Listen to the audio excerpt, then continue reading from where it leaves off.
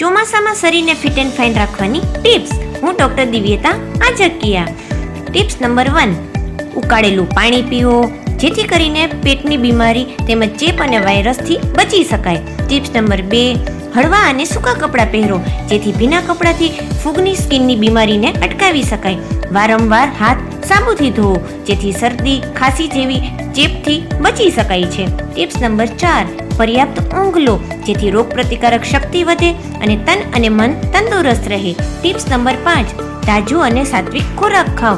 ચોમાસામાં પાચન શક્તિ ખૂબ જ નબળી પડી જાય છે.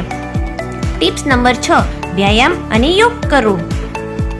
ટિપ્સ નંબર 7, મચ્છરોથી શરીરને બચાવો.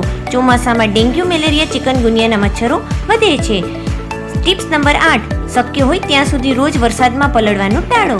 જો તમને પણ યુઝફુલ થયું હોય તો subscribe my YouTube channel doctor Divyata આજકિયા.